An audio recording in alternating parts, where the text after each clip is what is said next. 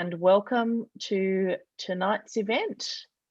I'm just admitting some more people in, so bear with me as we just get a bunch more people in. Normally takes a couple of minutes for people to arrive. So as you are waiting for people to arrive, just imagine that you have been magically transported to Brisbane if you are not here already. And it's, thank goodness, a less hot evening than it has been lately because, oh my goodness, summer hit Brisbane as it hit many other places in Australia too. So I think that we have a few more people coming through now, and welcome to you all. So as people are joining, I think I'll start in just one moment. And some more people in the room. Excellent.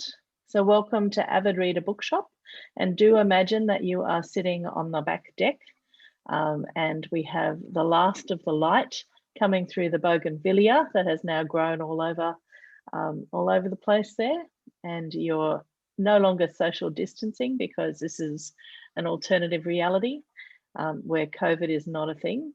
So imagine you're all kind of sitting around, glass of wine or a juice or a water, having a yarn to your mates on the back deck. And here are some more people coming through. And I might start the proceedings off now.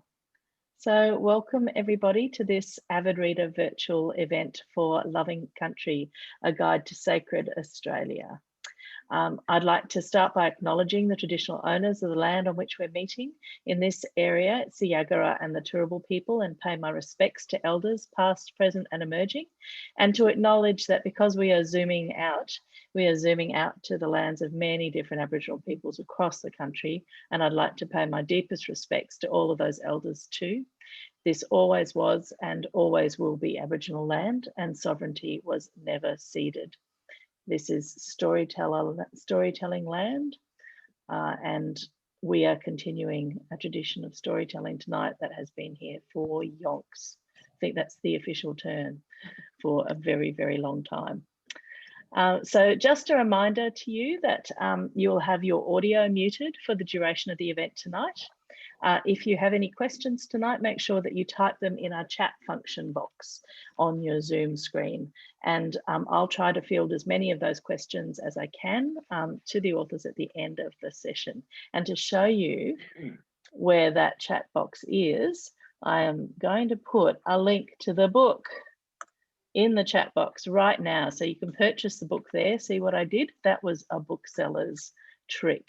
Now you're going to have to click on that link and purchase the book if you haven't already.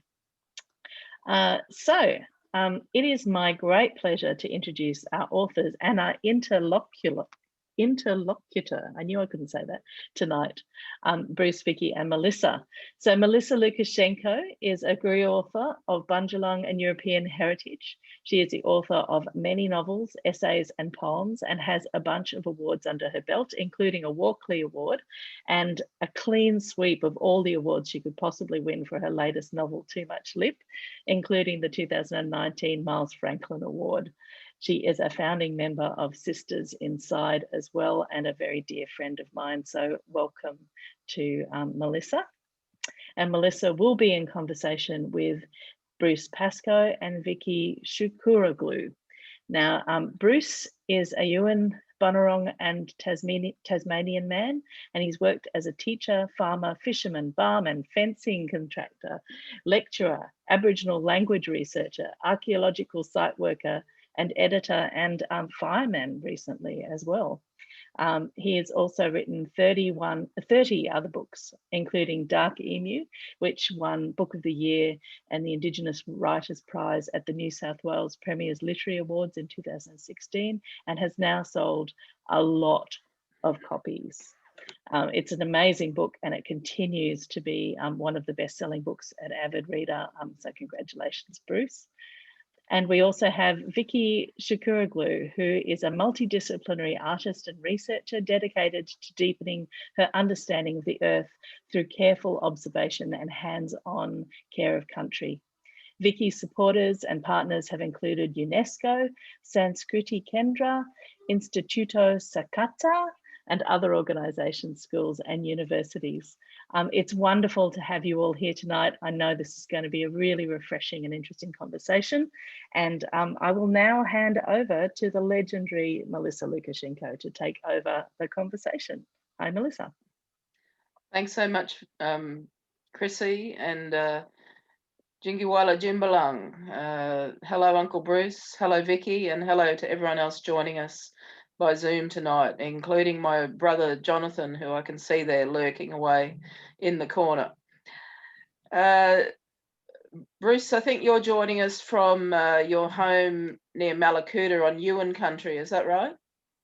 That's right. Yeah, okay. And Vicky, you're somewhere in the wilds of Victoria doing battle with 1 million mosquitoes, you were saying earlier.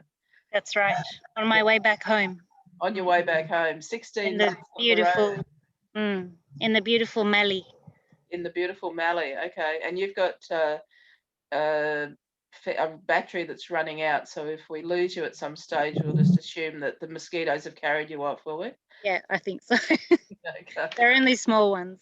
Right, no, I'm sure you can sort them out. Okay, so this remarkable book, Loving Country, Bruce, the tagline is a guide to sacred Australia. And I picked it up and I looked at that and I thought, well, Australia in its modern sense thinks of itself as a nominally Christian country with a great tradition of forgetting its origins. And the question that popped into my head, do you think Australia is really looking for the sacred? Yeah, I think there's been a big change in Australia. I don't know what the result will be because I remember when Australia was determined to become a republic, and you know, a couple of politicians wielding a bit of power, and Australia went completely to water. And you know, this can happen to Australia's yearning. I believe it's a yearning to embrace its real history and the real nature of the continent, including its culture. And I think, well, I believe I've noticed a real change in the last 4 to 5 years. And I meet a lot of people, non-Aboriginal people as well as Aboriginal people, who want this to work, who want a closer relationship between all Australians for the sake of Mother Earth. I think people understand that we're in a predicament, and whether or not people are alerted to the need to acknowledge Aboriginal history because of the environmental alarm, I don't know, but it doesn't matter. They want to investigate those facts and do something about it. So it's kind of irrelevant where the motivation comes from, as long as the end result is that Australia understands its real history and includes Aboriginal people in the society. As long as those two things happened, I don't think we would certainly improve our stance as a world nation. Citizen. Because at the moment, a lot of countries that we criticise us back because of our human rights record. Yeah, and rightly so. Vicky, from where you're standing in the Mallee or at home in Victoria, you know, in the southeast, what's your interpretation of how Australians regard the sacred, or the way they connect the sacred to Mother Earth? Do you see that from where you are? I think it's really variable. You know, we have a really diverse population with a really diverse life experience, and therefore I think it's inevitable that we will have all these sorts of positions that make these conversations more difficult.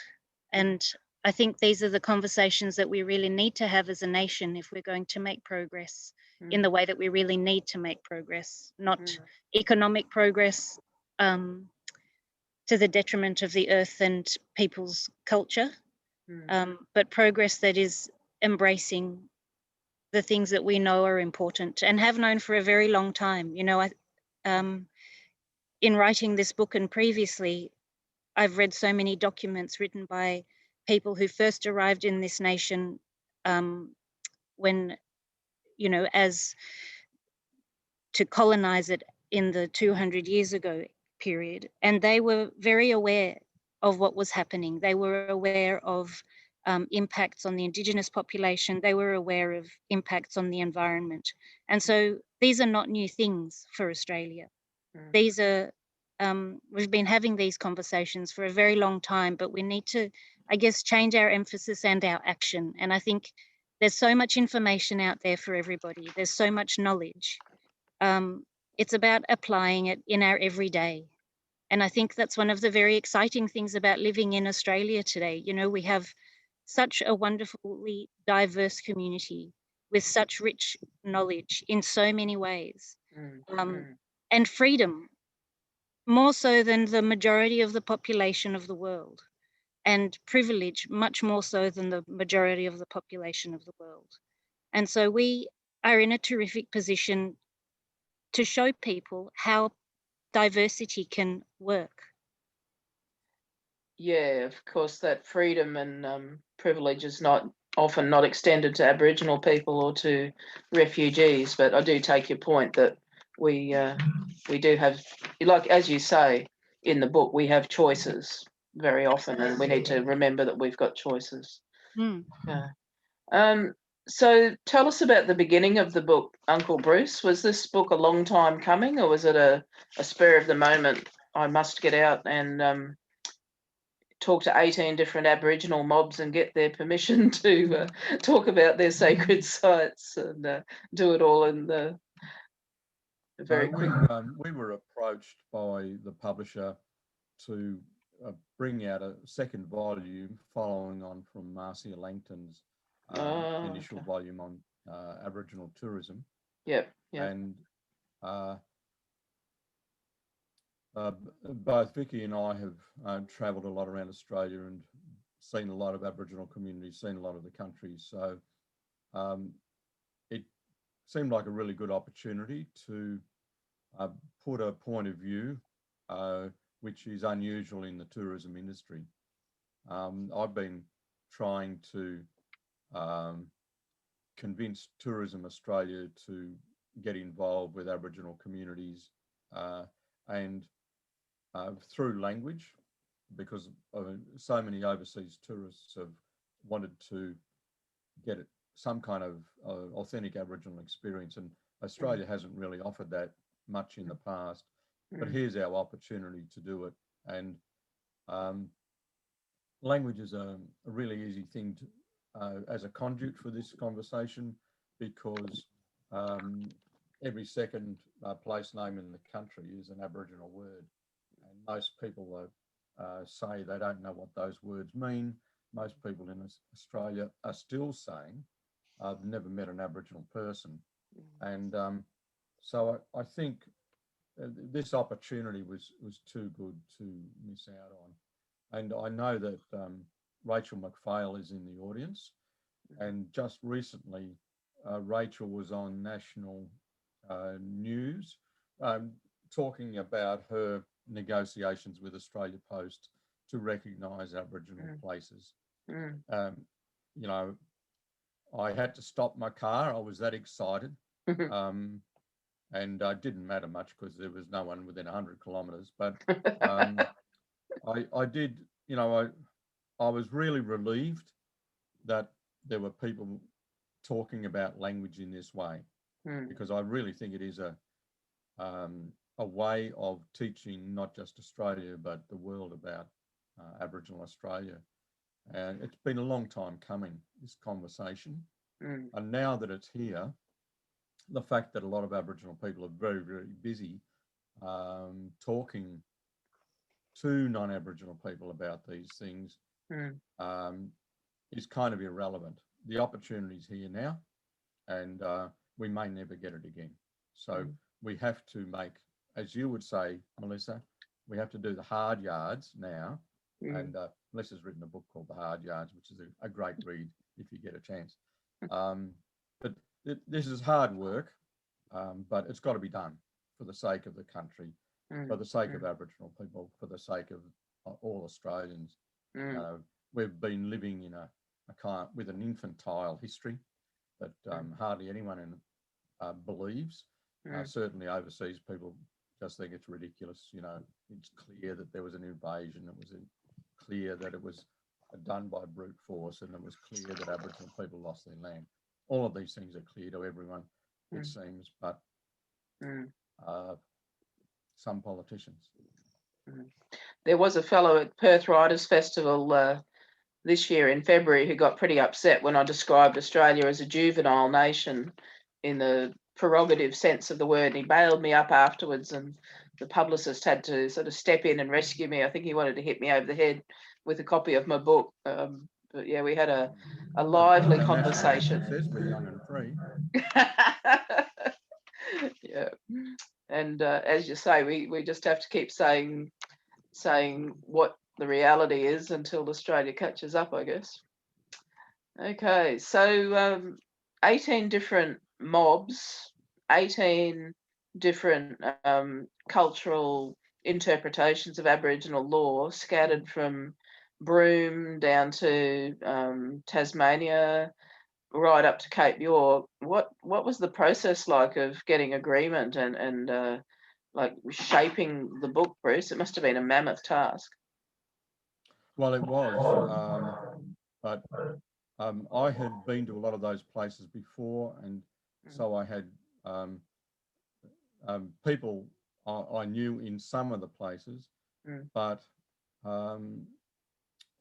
Hardy Grant were helpful, but Vicky's contribution was enormous in that regard, because Vicky was on the road for so long and went to so many communities, and there was, and built up a kind of momentum through the communities. Look out, here comes the white Toyota. You know, it'll be Vicky. She'll want to go and visit these things. So there was this kind of momentum that was established. But we could have done 450, of course, language groups. So to limit it to 18 is kind of cruel. And there are places there that I really wanted to include in the book, but that was my next question. The permissions didn't come through in time. But we tried to choose places from all around the country with a variety of cultural themes, and to give us Australians who read the book a real impression of diversity across the country, but also unity. One of the things that is in the book is a whale story, and you'll see it come up in several communities. And that whale story is told right around the country. Everyone, even the people in the Tanami, have a whale story, and it binds the country. And so even while there's that diversity in different languages, so different that people can't always understand each other, there's a cultural theme, several cultural themes. Rainbow serpent, obviously, but whale is there as well, binding the country together. And I think Australia will really love this once Australia embraces this idea that the whole of the Aboriginal nation used to and still do converse in story. Yeah, absolutely. Vicky, you said earlier you've been on the road for 16 months. Can you say what surprised you the most in the making of this book, or in the journeying that you've done? I'm not sure about surprises, but I guess there were everyday surprises. Mm. But some of the richest aspects was meeting some wonderful people and having really honest and rich conversations, and their perceptions of what's happening within their communities and their concerns, Mm. and their concerns at what they see is happening day to day within their own communities and what they hope for. And those conversations have sort of informed the book in many different ways. And I think that, there's so much diversity even within a community. So I think, you were mentioning before the sort of cultural law from different groups, but I think within different communities, there are also different views. And so I think it's also really important for us to know that this book is just part of those views. And there are so many other. Yeah. Well, as Uncle Bruce said, it's 18 perspectives on what could have been 450 different nations. And it's just mind-boggling, the richness of what you've been able to achieve, I think, in this book with those 18 different language groups. And it really is quite mind-blowing when you think that this is only a small proportion of Australia's cultural heritage. And even so, on every page, it's just a jaw-dropping kind of a revelation. That's how I found it. Yeah, it. You said earlier, Bruce, that. Oh, now let's talk about the mountain. Let's talk about Gulliga. The book starts on Yuin country, and you live on Yuin country, and you start by talking about Gulliga Mountain and its neighbour mountain, and about the law stories that emanate from that place. Can you speak to that and say, I guess in particular, why you began the book there? What's the significance of beginning the story of the book there? Well, the Gulliga is central to Yuin law, and I'm always moved when I go there. I go there a lot. I'm often with other Yuin Gurunji people. There are often non-Aboriginal people in the tour group,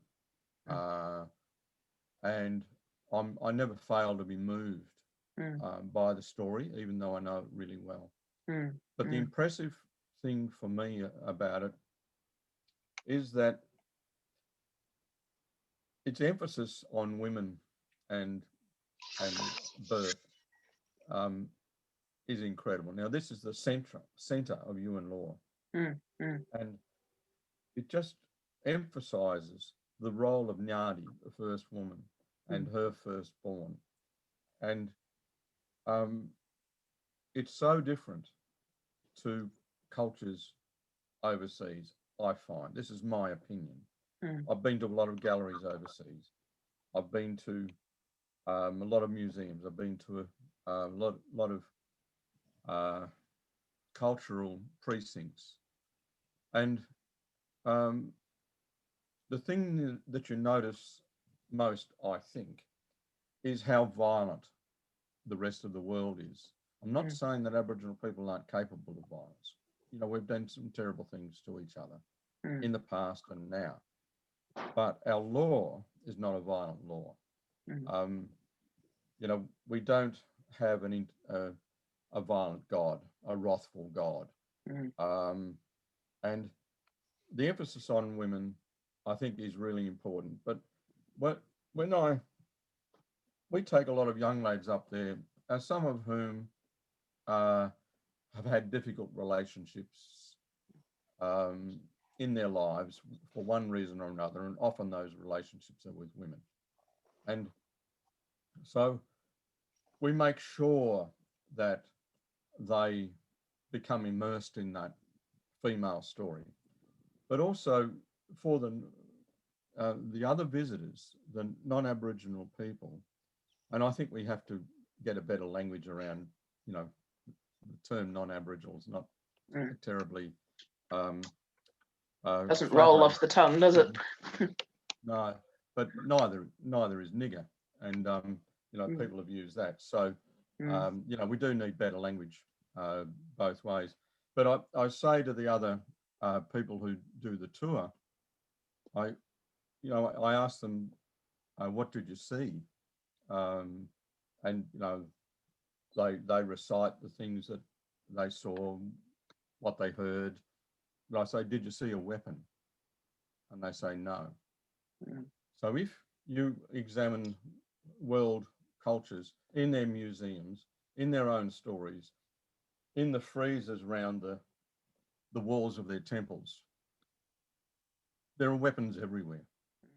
There are people holding other people's heads by the hair.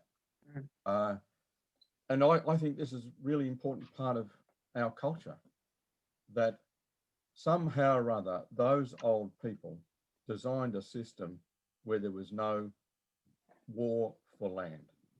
You can argue that there were territorial conflicts, but I don't think it was about land. It was about other things. It was about the law. And the reason that Aboriginal languages are so stable is because people stayed where they were, because the law told them, you look after that corner over there. This is your lake and your river here. Look after those. You tell us that story. You invite us in or keep us out, whatever you choose to do, but it's yours. And I think in the world today, when we have so much violence, so much clamoring for other people's land, that this is an important part of the human philosophy. Because when I went to school, I was told that war is the natural condition of man. And here is a philosophy saying that is not so. And it's a hell of a relief, because as a young kid, I thought, well, how horrible that every generation we're going to have to go to Anzac Day, you know, because there's going to be another one and another one and another one. And to have a culture that eschews war, I think is a fabulous gift to the world. Yeah, I agree, and it sounds utopian, I think, to outsiders, Bruce, to say that Homo sapiens can live in a place long enough that we can decide to live at peace with one another. But then, you know, if you say to people, well, can you imagine a family living at peace together? And sometimes they can and sometimes they can't. But of course, most people can imagine a family at peace. And what I say to people is, well, to us, looking at Western European history or world history, it's like looking at a family that's in constant domestic violence and not understanding that there's another way. And understanding that we had 120,000 years of learning as Homo sapiens to actually build structures and build cultures and philosophies that weren't based on violence against each other and the earth. So, it's accumulating wealth. I think that's central to it. Yeah. Which is often not a problem. No, I've done fairly well. Yeah. Vicky, how do you expect this book to be read and used, both by Australians and by overseas visitors? We hope it will be read by people who are travelling and those who are staying at home, travelling in their hearts and minds. You know, we hope that the stories are really rich and very layered, so that with reading you can travel to a place in all sorts of different ways. And also that these stories really reveal that no matter where you are, there is always story there, and there is always a really powerful presence of country. No matter where you are, even in areas that are, you know, concreted or devastated through agricultural, whatever it is, there's always that history and story for a place. Have you spoken to non-Aboriginal people as you've travelled around doing the work of the book? And what's their response been if you've spoken to them? Yeah, I've spoken to all sorts of different people. And as one would expect, the conversations are really diverse, from people who have really strong opinions that I guess can create really rich and difficult conversations if we choose. And some of those, you know, you can see that there's consideration for other ways of thinking. And sometimes you know that these are just seeds that you're sowing in hope. And that goes for everybody, you know, no matter what background, no matter what ancestry, you know, there are people with diverse opinions, and sometimes oppositional and sometimes really open and warm. But I think, you know, there's a lot of people who are really, they can see what's happening on country. It's a, you know, you'd have to be blind to drive through Australia and not see the environmental devastation, or to not hear about it on the news or in all sorts of different forums. And I think, you know, people increasingly are really wanting to pay attention to other ways of doing things. And one of the best ways to do that is to understand knowledge that has been cultivated over a really long period of time in a particular place. And I think there's increasing awareness for that. Yeah, for me, I think it actually go ahead, Bruce. Sorry, I was just going to add that Vicky comes to this work with a really subtle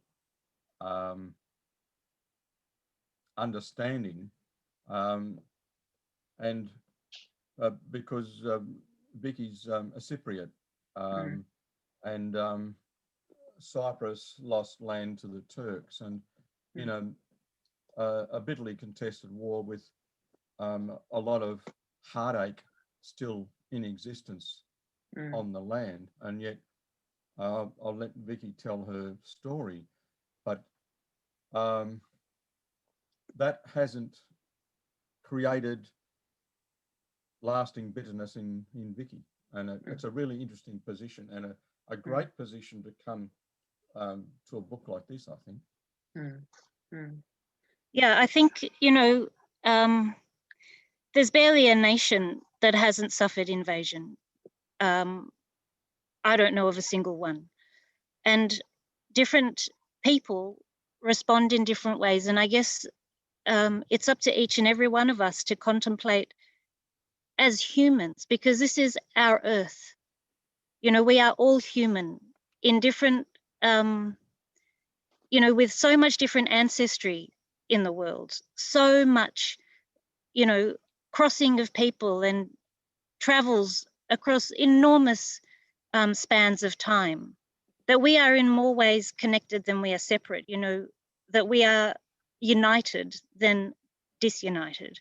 And I think that's what we really need to focus on, that we are all humans, and we all have capacity to be tender to the earth and to sense the stories and to dream those stories and to really understand what old people say in connection to country. And that really does come when you spend time on country. And I think, you know, one of the really sad things about Australia today is increasingly fast-paced lives where slowness is vital to really understand a place, to really honor a place, and to really sense what lives there in all sorts of ways.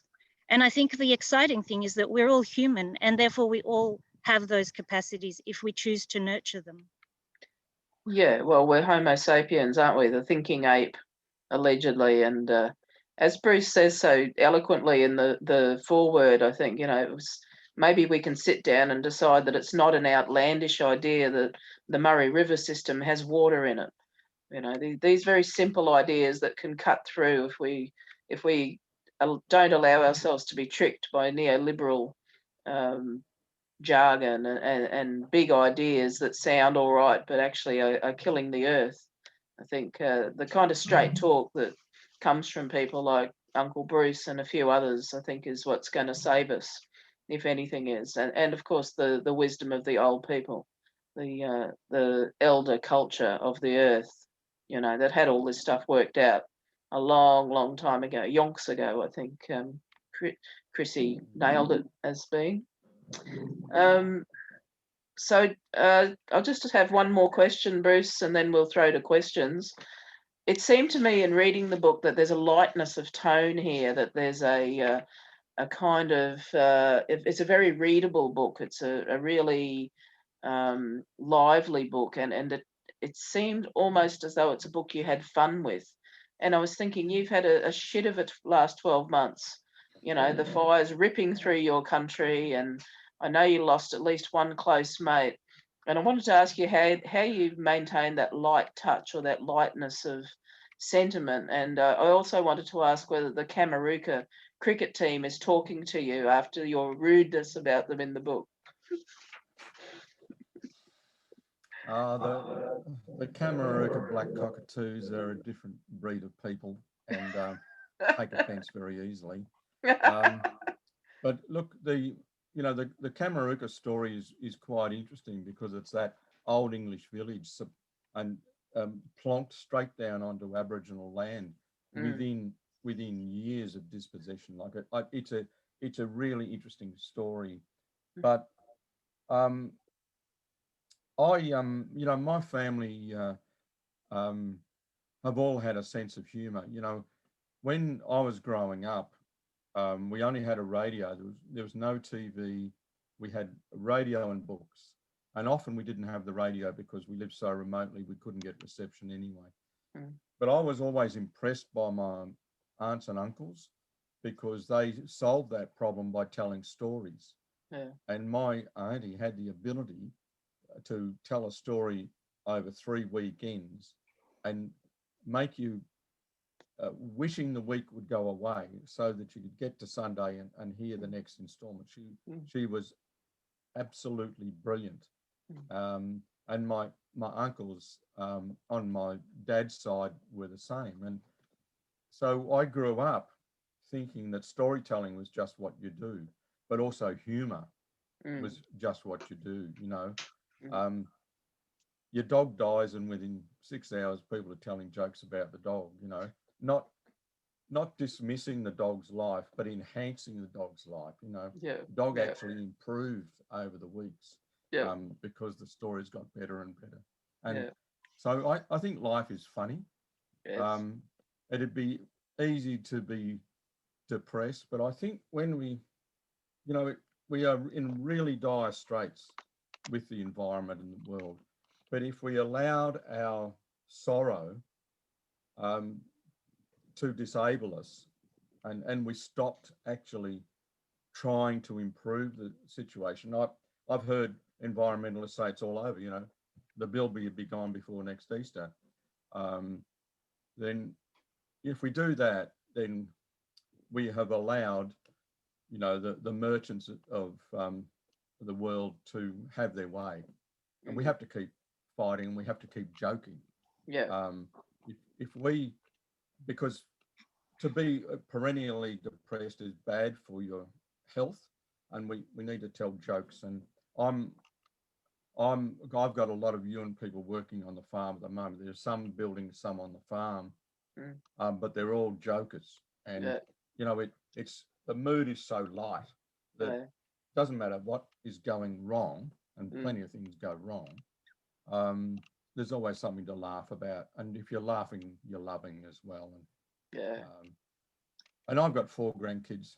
They're all smart, and I'm absolutely determined that they'll get their chance to correct the mistakes of the past. They need that opportunity, and so I'm not going to give up before they've had a go, because they're pretty smart kids, and I meet a lot of smart kids.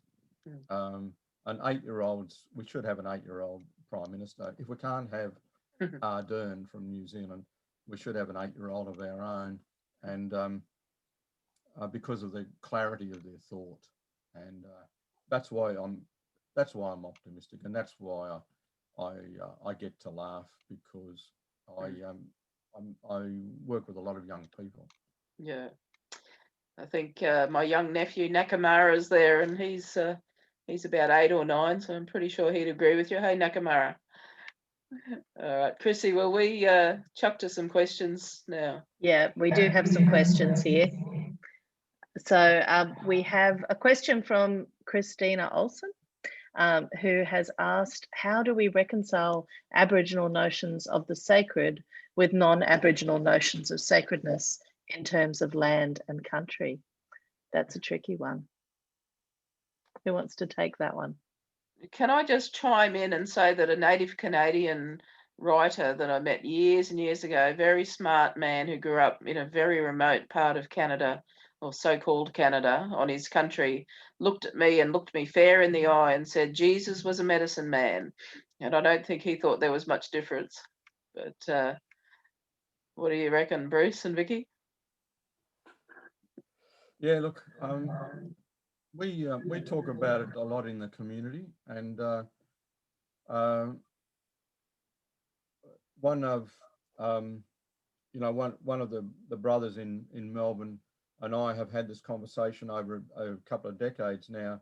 If we said that only Aboriginal people could appreciate the sacredness of Australia, then we lock out 97% of the population. And it is dangerous if we did that. If we disavowed the right of non-Aboriginal people to love their country and to know their country intimately, then we are creating dangerous souls and dangerous spirit in the country. We need everybody to love the earth. Those 97% will never be Australian Aboriginal people, but they don't need to be. All they need to do is love Mother Earth. And if they come to our stories with an open heart, and we come to theirs with an open heart, then we will be sharing a cultural experience. Obviously, from what I've said tonight, I think that there is something really unusual about Australian Aboriginal culture. Whether or not that was isolation or the genius of our people, it's too late to worry about. It's happened. And I just think it's of world importance, but we'd be stupid if we said that only Aboriginal people can appreciate this feeling, because as Vicky has said, and we've argued about this quite often, about the interaction of the two peoples.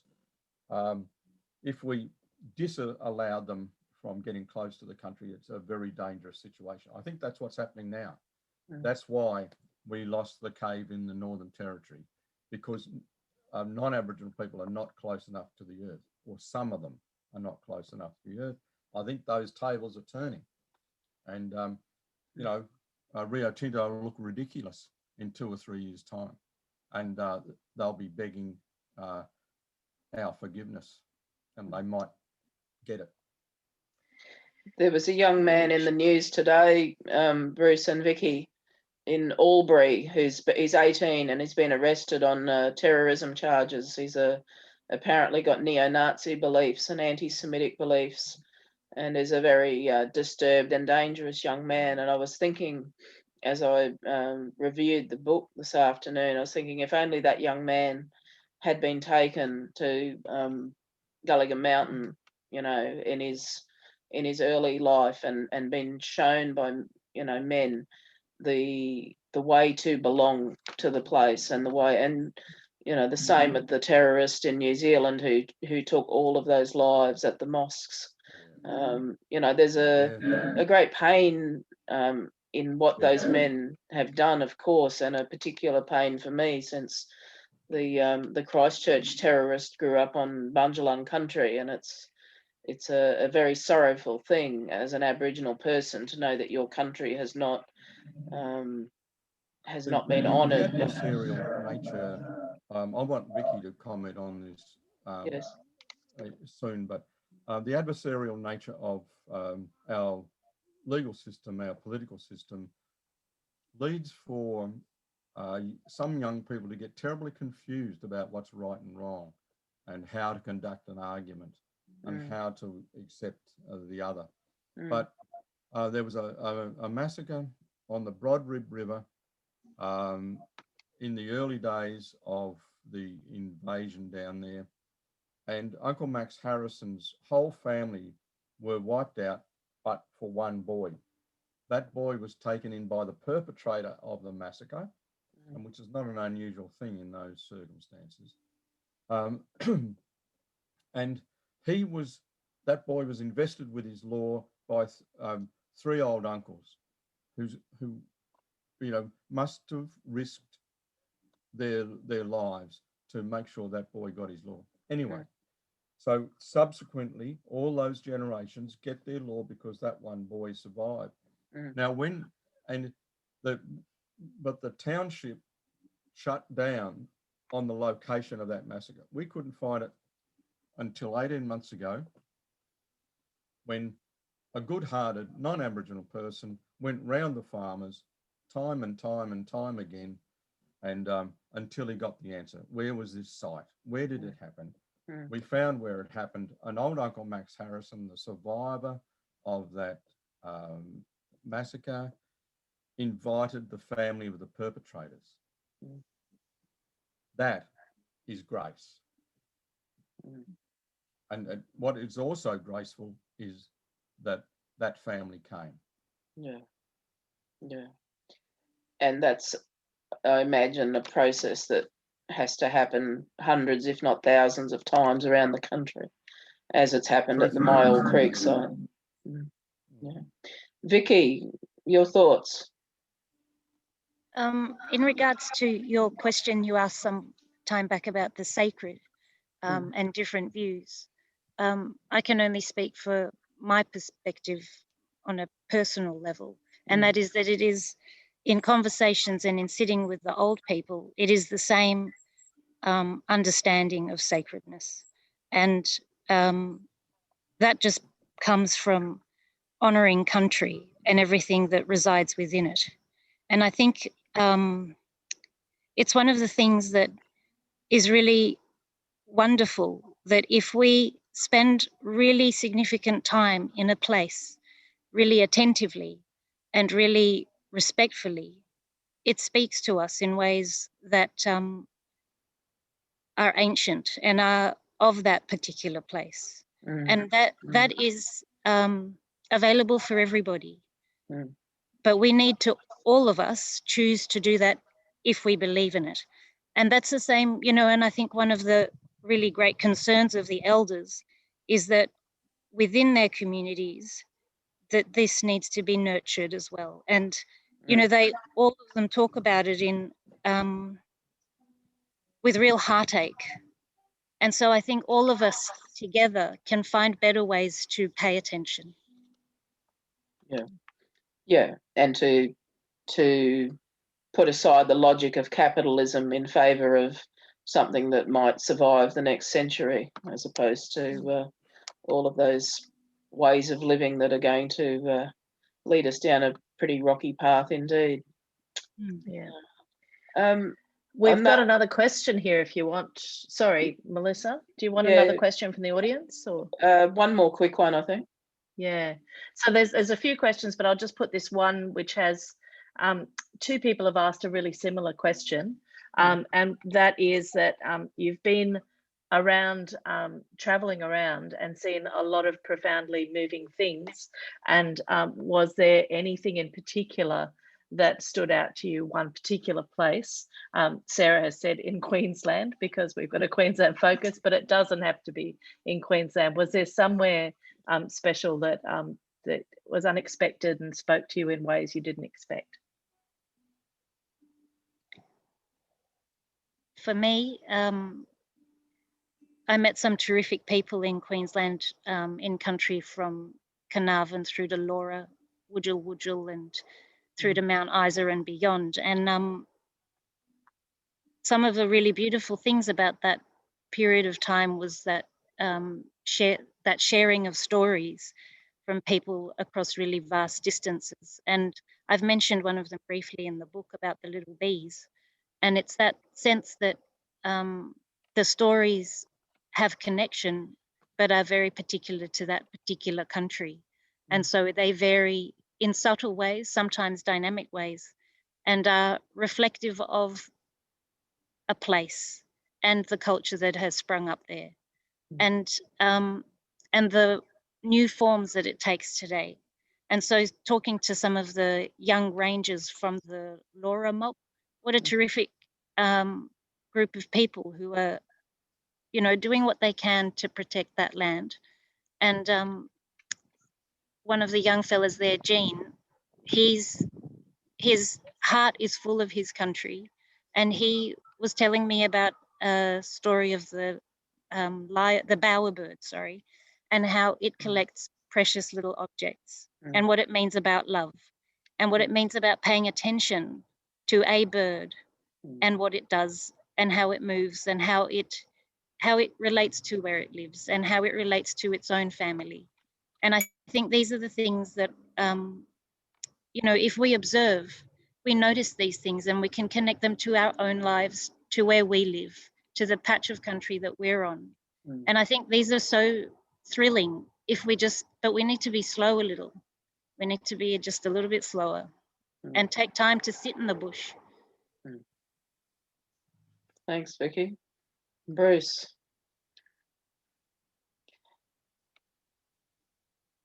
Look, there are so many. I was very moved on Bruny Island with my brother Rodney Dillon and telling his story, which was, you know, so affecting, and yet, you know, he's so light of heart in many ways. But the thing that struck me most, I suppose, was Margaret River, when I was at a writers' festival, and an older Aboriginal man came up, like the ancient mariner, and said, I've got a story I want to tell you. Yeah. And so he engaged his son to tell me the story that they wanted to tell. We want you to hear this story. So I got out of the car and the hair stood up on the back of my neck, because I thought, I know what you're going to say now. And it was just one of those intuitions. I thought, I feel like I know what you're going to say. And the young man sang a song and danced it as well. But when he was singing the song in his language, I could understand some of the words. And it was a song about the whale. Yeah. And I was in shock. I could hardly speak, because I thought, here is the evidence that we're on a song line. You know, Eden and Narooma, New South Wales, are on a song line with Margaret River. And later on, I spoke to Noel Nann up in Perth about the same thing. And once again, it was reaffirmed. But that moved me so much, because I thought, you know, so many of our stories are shared across the country, and that's what binds us. The song lines bind us, and it's not a motherhood statement. You know, when people are reading the book, when people are traveling, they are on song lines, and because all the major highways are old Aboriginal roads. You know, the Hume Highway is an old Aboriginal road. The coastal road is an old Aboriginal road. The road that goes from where I am now to Kosciuszko is an old Aboriginal road. And, you know, because humans are the same. You know, where will we go? We'll go that way.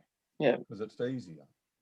And, you know, that's the humanity in us all. But that moved me.